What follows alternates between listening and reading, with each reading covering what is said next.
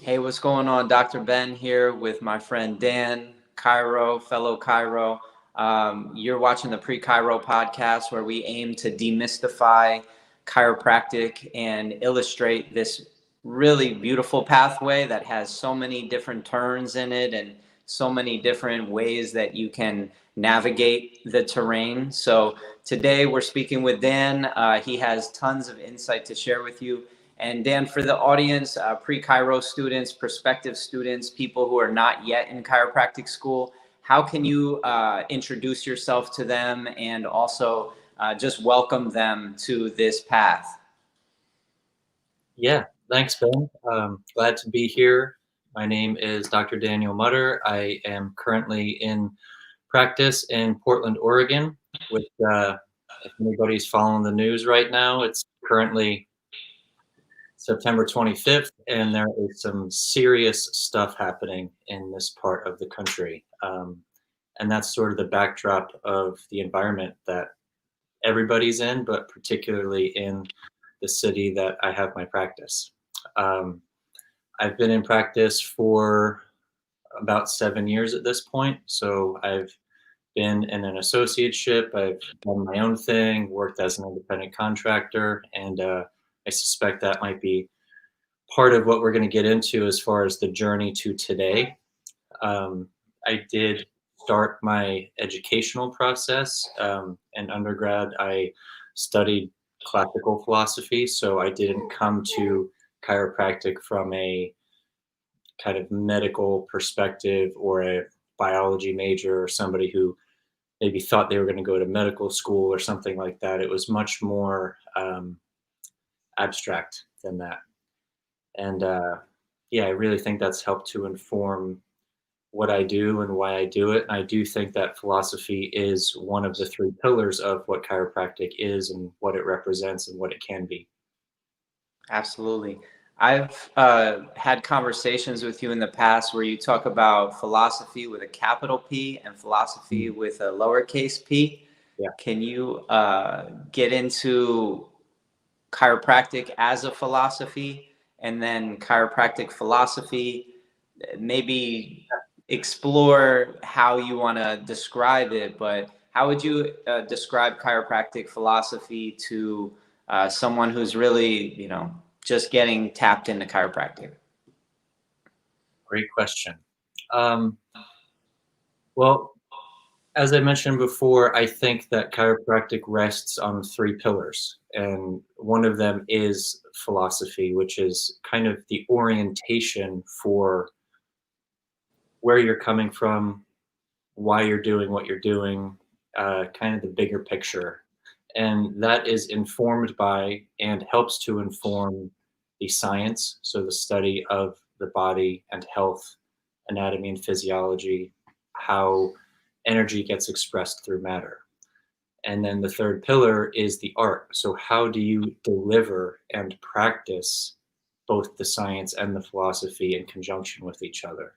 As far as capital P, lowercase p, I think that was really just more of a distinction between looking at philosophy as a discipline. So, something that is in an academic circle, like looking at the love of knowledge or the love of wisdom, and anything from Socrates and Plato and Aristotle on the Western side from the beginning to some of the more Eastern perspectives through Buddhist traditions, Hindu traditions, because every culture has their own philosophy that helps people make sense of the world around them, kind of gives them a story.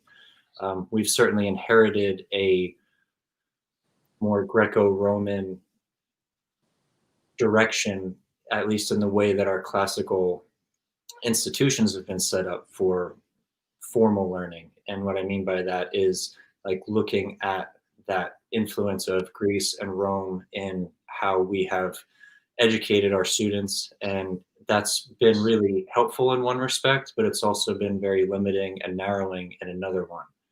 Um, Hmm. so chiropractic philosophy to me is really helping people to connect with the big idea. And so that is certainly one of the fundamental tenets of chiropractic philosophy, which is, there is an innate intelligence in, I believe, all living things. And the way that that gets expressed through the form of the body can either be done with efficiency and fluidity and clarity, or there can be interference to that process. And in chiropractic, we call that interference a subluxation, especially if we're talking about it in relationship to the spine. And for me, the way that I practice, I have a bit of a broader relationship to subluxation than some of the really kind of hardline upper cervical dudes and women. Um, Thinking that subluxation is only at C1, C2.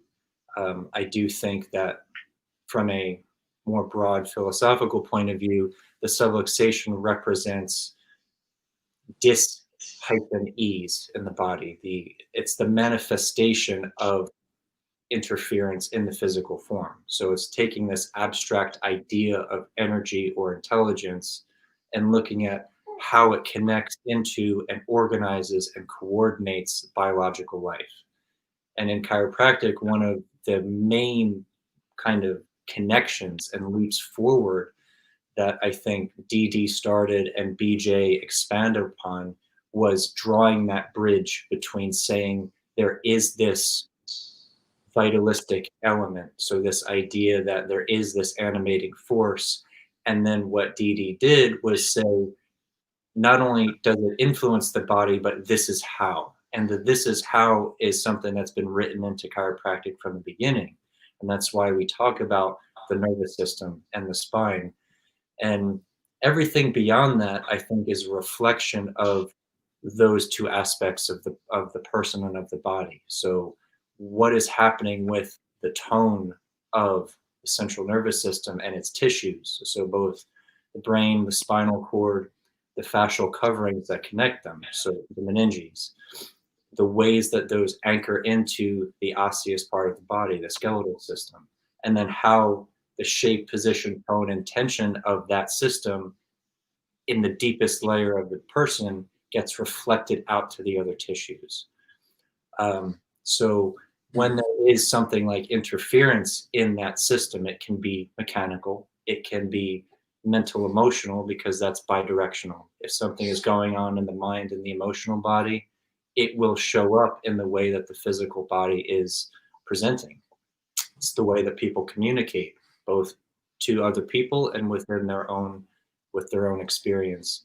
And then the environmental aspect of, what you breathe, what you eat, what you drink, who you talk to, the things that you consume in the big picture are all things that have to be mediated through your senses, through the nervous system, and your ability to adapt and respond or react and shut down.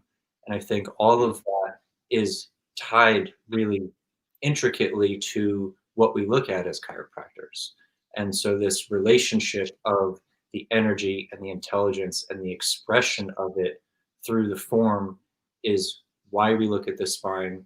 The different ways that we look at the spine represent what our philosophical understandings and biases are. But notice at no point in time so far have I talked about pain, because it's not that pain isn't important. Pain is essential. It's an essential driver for change in individuals and in the system as a whole. I think collectively we're experiencing some significant discomfort right now, and that's showing up in people's bodies and vice versa. But it's really about function. It's really about the expression of the life principle through the individual is, I think, ultimately what chiropractic is looking at, and the way that chiropractic can help advance the human condition, because that's fundamentally what its original objective is, what I still think it is, and what I hope it will become. So I'm not sure if that answered your actual question, but it does. You just basically gave us a bird's eye view on chiropractic philosophy and how chiropractic emerged from these basic premises and how it's evolved to be understood by practicing chiropractors. And If you could express a little bit on how chiropractic philosophy shows up on a day-to-day level in your own practice. You just explained the mechanics of understanding chiropractic as a philosophy. Can you describe sort of the application of this philosophy through the practice that you've developed and grown? Absolutely. It's the first two things to come to mind for me are one, communication with practice members. So, what are you talking about with them? Like, what are the conversations that you're having in the practice about what their experience is and what it is you are actually doing as a chiropractor with however you decide to practice? It can look 100 different ways. If the principle is sound, then you're practicing chiropractic as far as I'm concerned.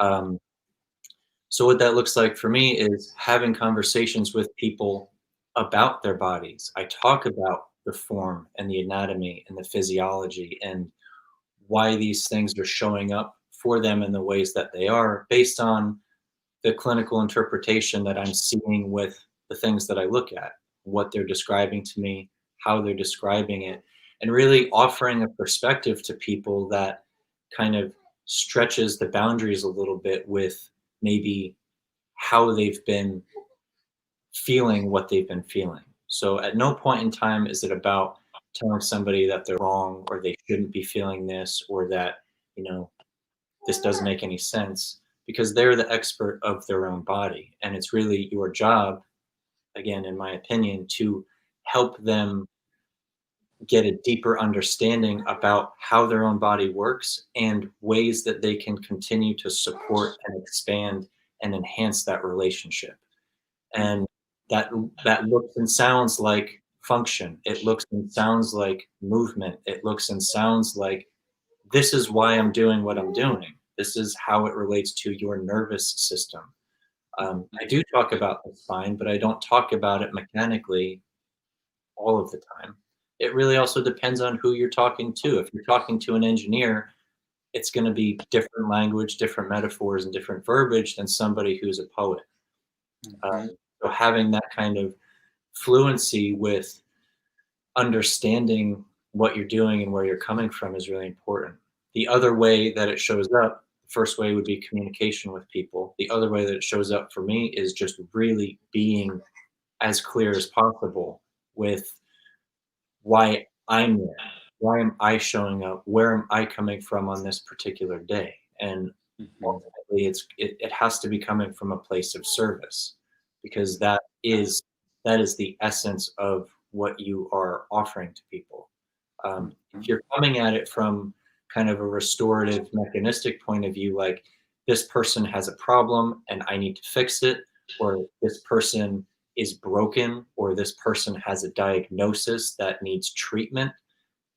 I'm not saying that those things are incorrect or wrong. I'm saying they are inherently narrow minded. And I think that chiropractic offers something that includes that, but goes well beyond it. And if it doesn't, then that's a limiting perspective and a limiting belief. And ultimately, it's going to affect the type of results that you get with the work that you're doing. Mhm. One is communication with other people, the people that you see in your practice. And two, it's how are you showing up at the beginning of each day, framing why you're there and what you are hoping to offer. So having clarity in your own system so that you can help facilitate and offer that to other people. To Yeah, honing in on that clarity in your own system.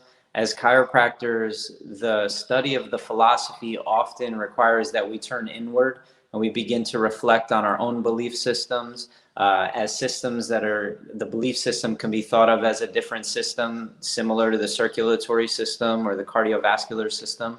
I've heard that before. Can you describe a little bit about the internal process of getting to where you've been at, where you're at right now, like how you approached the philosophy and how you started to engage with it and be in relationship to it throughout your chiropractic sort of process of becoming a chiropractor and yeah, um, a little bit of background on that. My mom is a chiropractor, so for me, growing up, from the time I was in utero to the time that I started practice, that was a significant influence in how I came to see things, especially as they related to health in the body and um, just the idea of of wellness and what to do when you're sick and how to think about physical, mental challenges with the body. Again, that it's not necessarily reflecting something that's broken that needs to be fixed. It's there is a communication issue somewhere in the system. And if you can support that and you trust that the body has this innate ability to heal and to reboot, then the ways that you're going to offer that service and the support are going to look different than dumping drugs, opening people up for surgical reasons. And there are times and places when that's really important and necessary and helpful, but it's Mhm, absolutely not the first step. Because once you introduce those things, you can't undo it. Uh, mhm. so for me, I it just that was just the background for me. That's what I thought normal was, and it really wasn't until I was in college that I kind of had this understanding that other people don't actually think this way. And Mhm. it wasn't until that point that I kind of started to connect the dots that the reason that I think the way that I do is because of the way that I was raised. And I was raised in a chiropractic household in the sense that my mom lives and practices and really embodies those principles. And that's something that I just, you know, was gifted um, from the time I was born. And that's been incredibly powerful and incredibly helpful for me. And then beyond that, my kind of mental understanding of trying to figure all of that out is part of the reason why I think I was and still am really interested in philosophy, and particularly intersection of where philosophy meets physiology, like where the abstract can be manifested into the form. And Mhm. one of the reasons why I think chiropractic is so powerful is because I don't really know other disciplines that do that as explicitly as chiropractic does. Right, right. Taking that Eastern chi or ki or prana and connecting it to the Western science of proprioception and Yeah. salutogenesis and allostatic loading and understanding adverse mechanical cord tension in the system. So, can you speak a little bit to this intersection at this point that we're at as having all this new science having emerged in the last 50 years? And then also having these age-old principles that we still embrace because they never have been really disproven or have never failed. Can you speak a little bit about, as a chiropractic student, how you can maybe balance the studies and where you should be looking maybe to start to explore these intersections? Yeah, man. Yeah.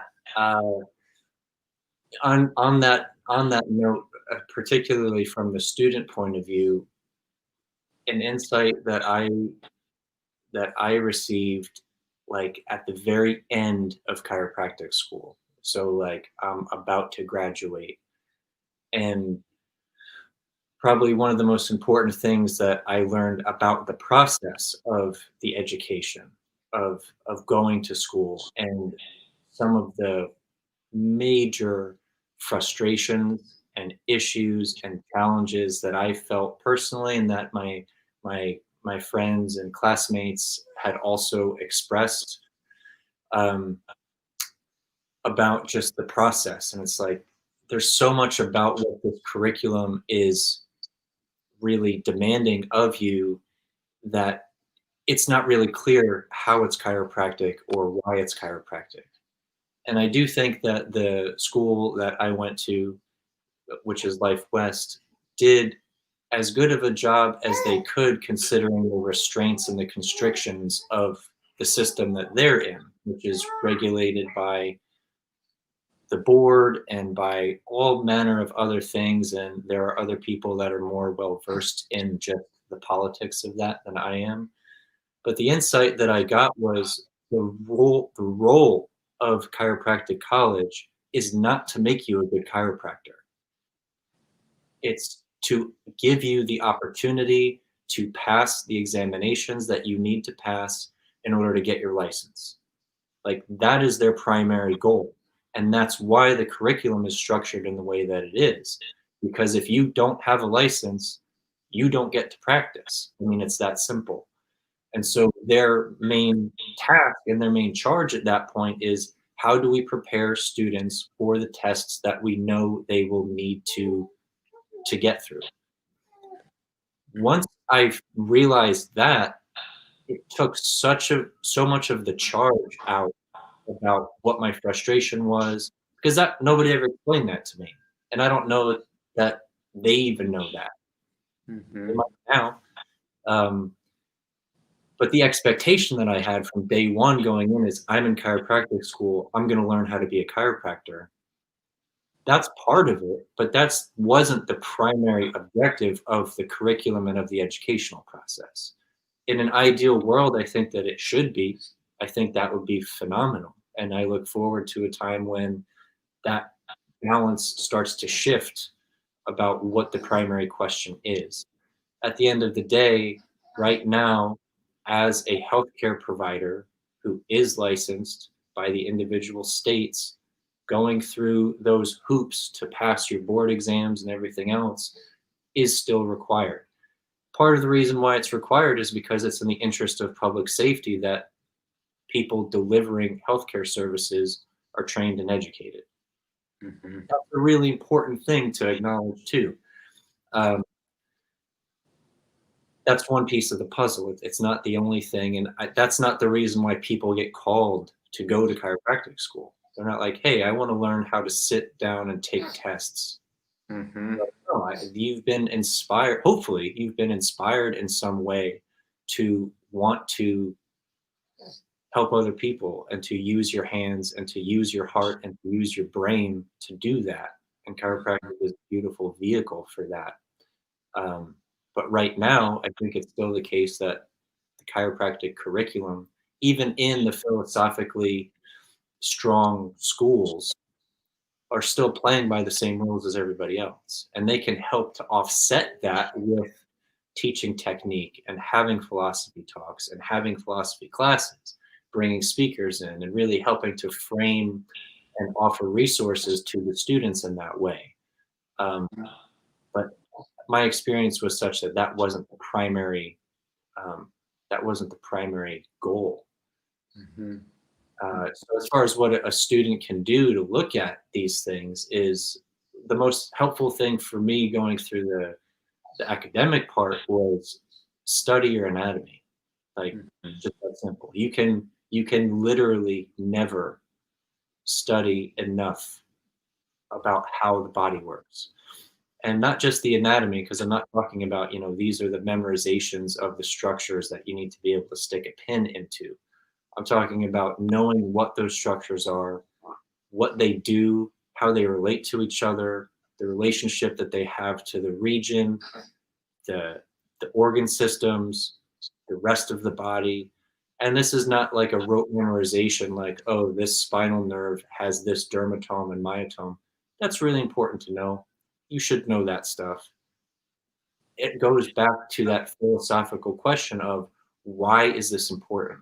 Why do you need to know this? It's because it gives you insight into what is showing up in the people that come into your practice. And all of the things that are taught in chiropractic school, I do believe, are important and will come up at some point. A lot of the resistance about, like, this is medical diagnosis and we don't need to know this. If you pay attention and you're in practice for long enough, people will show up with all of the things that are covered in curriculum. So there's a reason why it's taught, and it's not just about passing a test. It's about, at the very least, you should have heard about this before. it your job to manage it and treat it and diagnose it? Not necessarily, but you at least have to be familiar enough with the expressions of disease to know what it is and what it is you can do about it and what it is that's important for you to be able to co-manage that with another provider.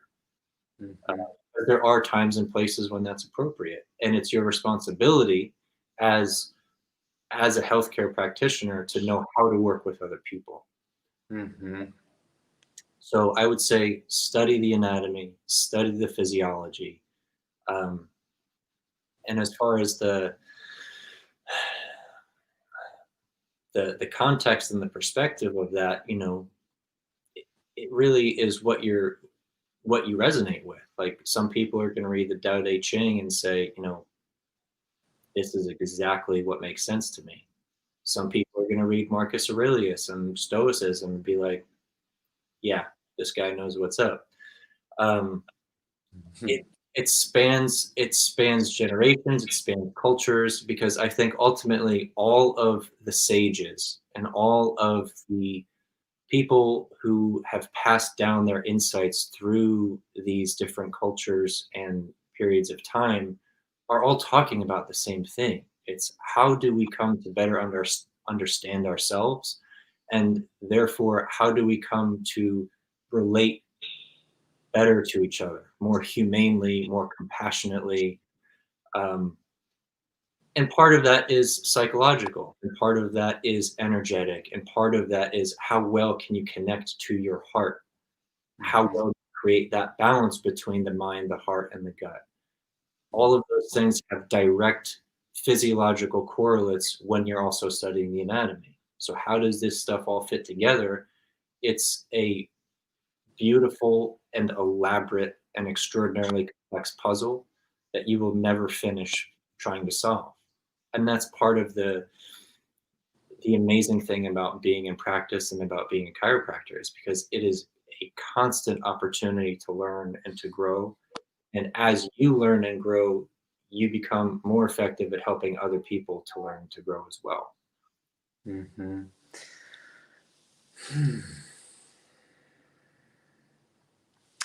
So, as a philosopher, questions are so important. The quality of your question determines the quality of your life.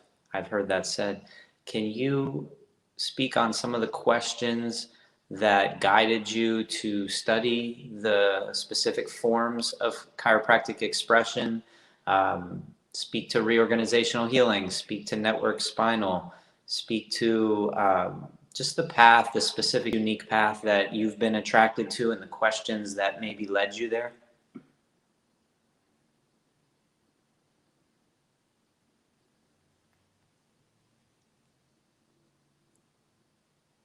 Part of the framing of the questions for me is based on what my my experience has been. So having gone to a lot of different kinds of chiropractors out of curiosity, out of having friends and colleagues who practice in different ways, um, especially when I was in school, that you, at least at Life West, where there was a concerted effort to have a very broad range of exploration for what the art of chiropractic looks like and can be, kind of opened my eyes to be like, there's how many different techniques? And people are using instruments and people are using all kinds of applications and analyses and approaches. It's like chiropractic doesn't look one way. Coming from where I came from with the type of chiropractic that my mom practiced and what I had experienced growing up, and the felt sense that I had in my own body and in my own system about how I responded to adjustments, how I responded to different applications. And then going through school and being exposed to a lot of different ways that that was done, it kind of helped narrow the field for me a little bit as far as what it felt like in my body to receive care that looked like this. And that's not to say that the other forms were not effective or not good. I think about it as different strokes for different folks. Like everybody is going to dance to a different kind of music. And so when you find the thing that you can groove to, that's the thing that just intuitively you want to pay attention to and you want to study and you want to delve deeper in. Yep. There are some chiropractic techniques that like I acknowledge are really cool, fundamentally sound, help people out. That's just not the way that I'm called to practice. And that's not a judgment against them. That's just the skills that I have, the perspective that I hold, the way that I can best serve other people looks a certain way. And that is constantly evolving and changing. Um, but I think it's a really personal question. It's, everything that you've ever experienced up until the point that you start to study. And as you continue to study is going to evolve and form that even further. But I guess the short answer to your question is it feels most congruent with who I am and how I relate to energy and information to be able to provide that service in that way. Mm-hmm. My daughter agrees with me on that, so she knows what's. She knows what's up. She knows you. Yeah. Well, thank you so much for sharing these insights. I believe that any prospective student that sat through these different perspectives and points of view that you shared and really internalized some of that truth from you would come away with a deeper sense of this path being more than what they thought it was, and there being such a greater exploration to be had than, do I want to go to medical school, or do I want to go to chiropractic school? Do I want to go to physical therapy school? Well, if you want to give chiropractic a true outlook and really go and look at what it is, then you're going to have to spend some time with it, because it's not something that you can just experience in one moment. Unless that one moment changed your life on the table and you're just wanting to share that with others in the way that it changed your life, you want to be able to provide that for others. Besides that, it sounds to me like you've really reflected on your entire life as being the path to becoming the chiropractor that you are today. It didn't start in chiropractic school for you. No, not at all. And I was actually surprised on day one in my class. There were 13 people, and we all introduced ourselves to each other and kind of, talked about why we were there, like where we came from and what encouraged us to come to chiropractic school. And I remember hearing at least one, I think more than one of the people saying they had never actually been to a chiropractor before. And it made absolutely no sense to me. I was like, then how do you even know what you're getting into? And, over the course of years spending time with these folks and, learning more about their stories, and they stuck with it and started to develop that sense. It's like, it's never too late to start to study chiropractic or to find the value in chiropractic. For me, I mean, I had just had a different life experience. Like I from the time that I was conceived, I was already in the field in that way, just because of where I was and who my parents were, and I'm extraordinarily grateful for that. And that absolutely did influence my perspective. I didn't actually think I was going to be a chiropractor until halfway through chiropractic school. There was so I had a lot of resistance, and part of it was because of the curriculum and just a lot of different things. But once I got to that point where I kind of had that clarity, it was just straight through at that point. So people come to it at different times, and sometimes it's one adjustment, and sometimes it's an entire lifetime of experience. But everybody has their own story, and I'm grateful to you for giving me an opportunity to share part of mine. I do think it's really powerful, and it's really necessary to be able to offer chiropractic in the way that that expands human consciousness, because I really think that's what it ultimately is offering. And the very limiting conversation about is it good for back pain? Is it effective for headaches? Does it help treat asthma? Those are not the highest quality questions that you can ask. And as you mentioned before, the quality of the questions that you're asking will help shape the types of answers that you get. So if you ask inherently limiting and myopic questions, you're going to get inherently small and not very complicated answers.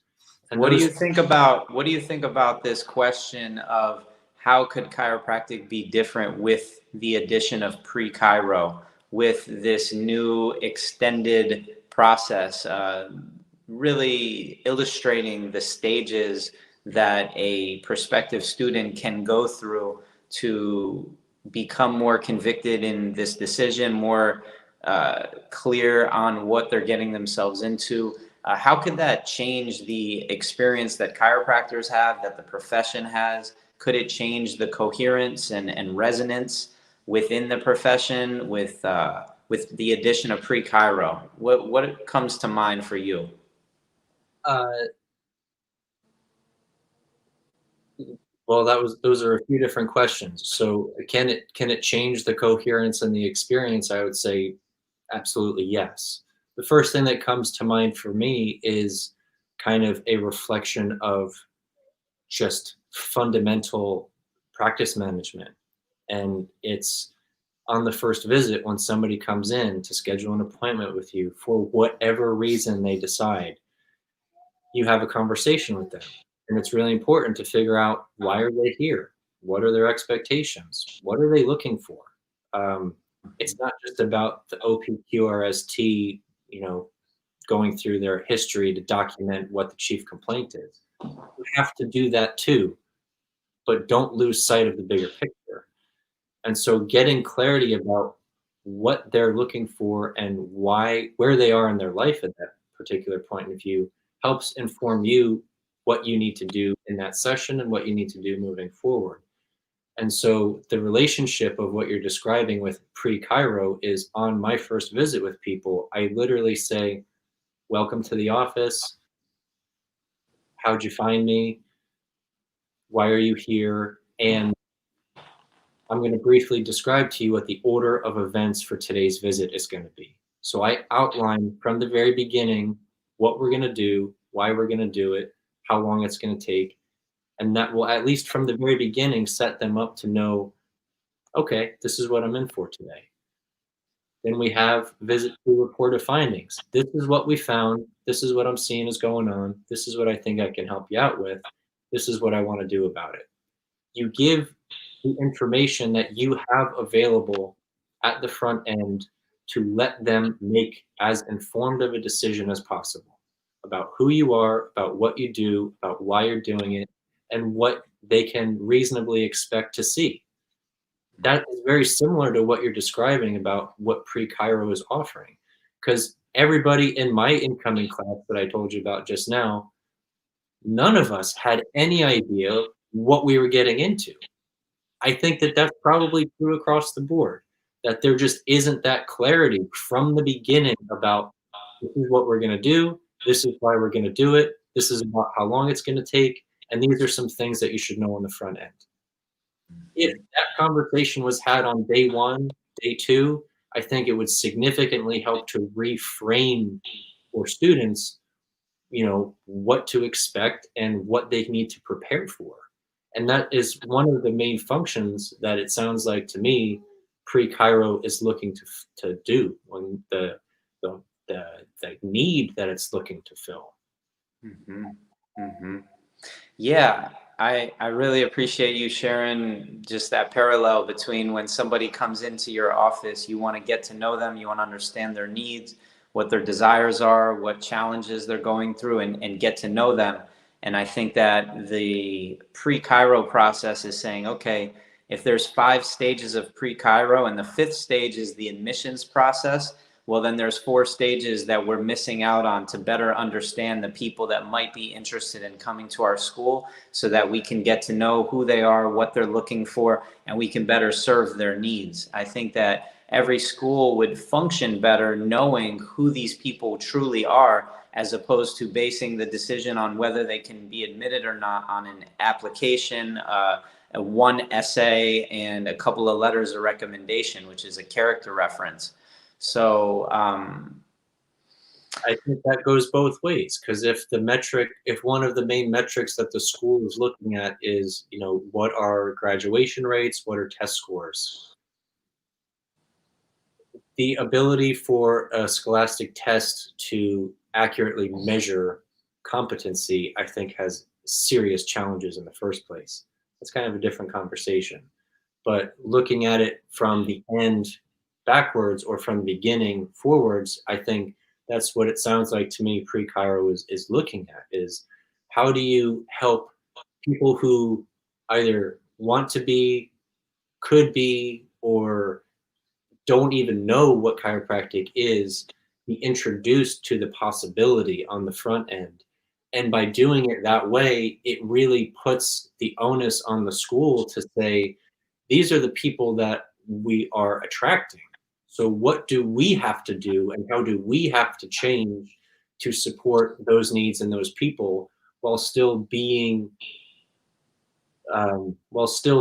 in line with what our philosophy is, what our principles are, and what we need to do to prepare students on the other side when they get out for the exams and otherwise. But it's like, I think it goes both ways. It's not like there isn't this process of assimilation. It's like, before you go to chiropractic school, you're just this civilian, and then you come in, and over the period of 3 or 4 years, you become a chiropractor and everything changes. It's like, no, everybody that comes in brings their own skills, their own stories, their own backgrounds, and those things help to influence how they're going to practice on the way out, the opportunities that they're going to have while they're there, the types of people that they're going to be able to connect and communicate with. And so I do think that is one of the functions of the schools that's currently lacking. And I think a big point of evidence for this is looking simply at just the demographic data for who is in chiropractic school right now. Mm-hmm. Last piece. Quantitative measures are delivered through different things in society today and different models within the context of education.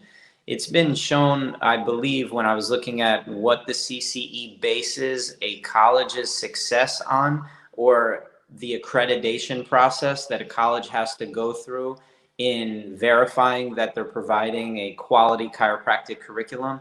They have to show that the quantitative measures that they have are fulfilling their school's mission. So how can we move in the direction of quantitative measures fulfilling a vitalistic school's mission so that they can retain accreditation and still serve the budding chiropractic student? That's a high quality question. So I really appreciate that. Certainly something I would want to spend some more time on digesting. But as far as initial things that come to mind, one is, if you simply use quantitative measurements as the way to determine whether something is successful, you're missing at least half, probably more than half of the picture. And again, in relationship to how that might look in a clinical way, because I am a practicing chiropractor, I am a clinician, I work with people all the time.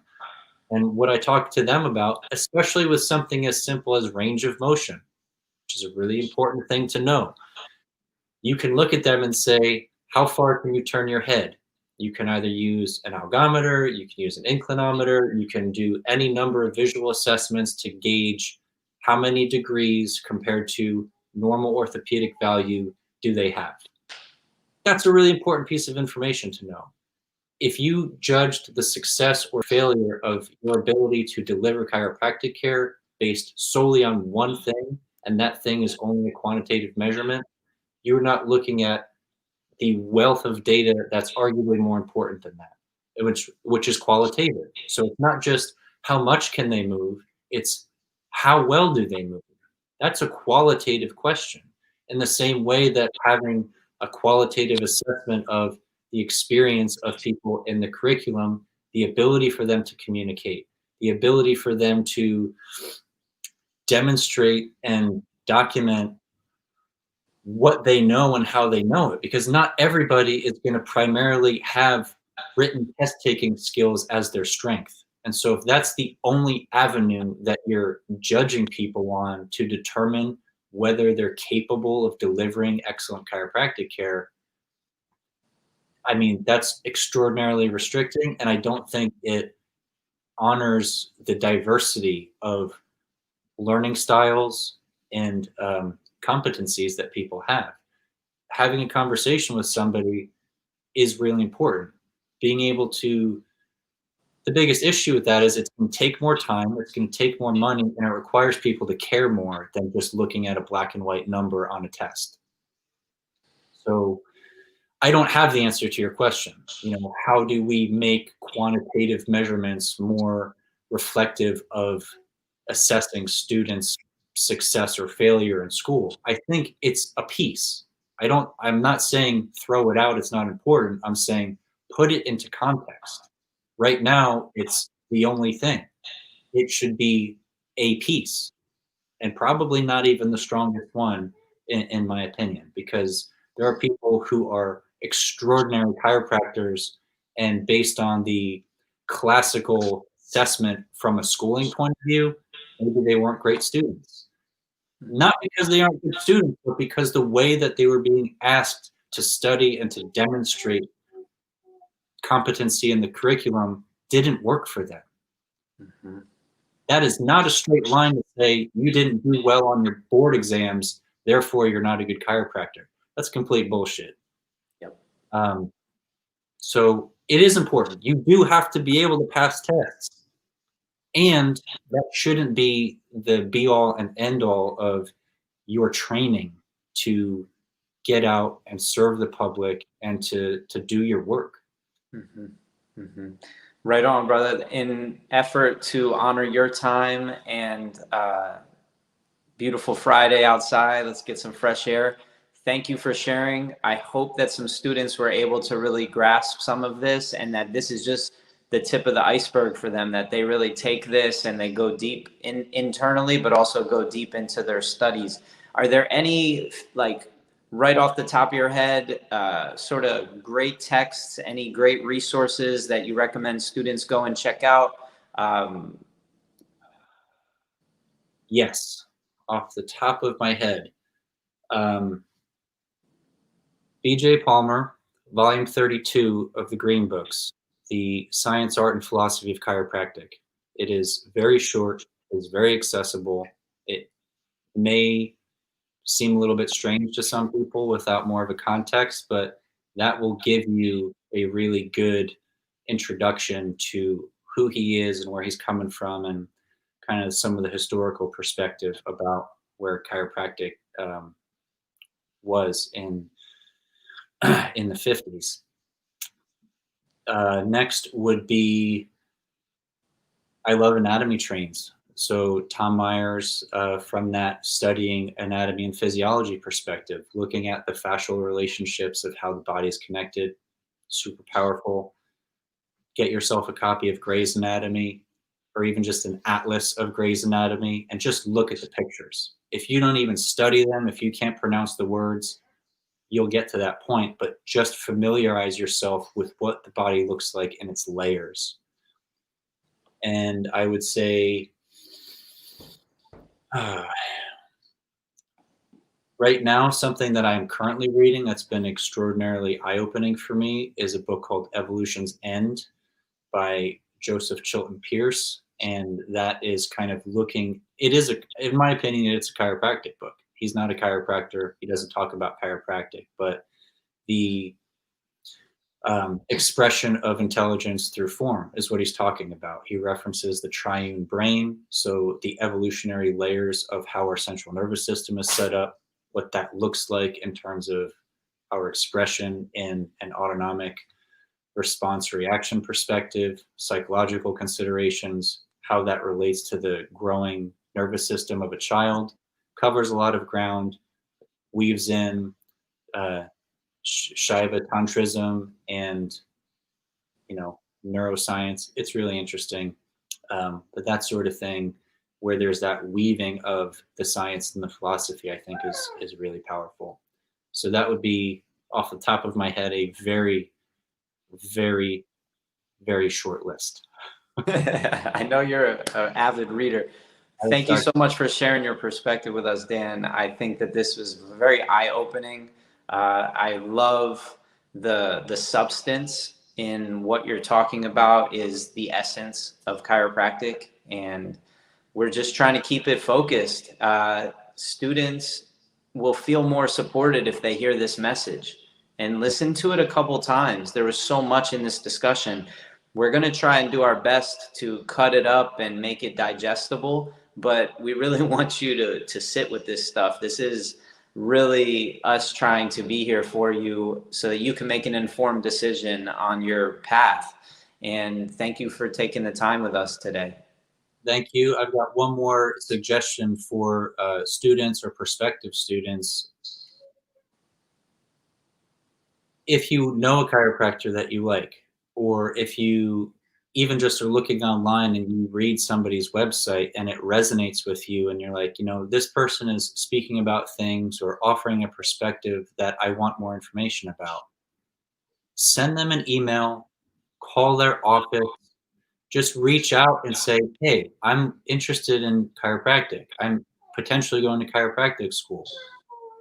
Can I chat with you on the phone? Like, in my experience, chiropractors who want to give, love, and serve out of abundance are more than happy to support prospective chiropractors, students, and anybody on the path because they know what the path has been for them.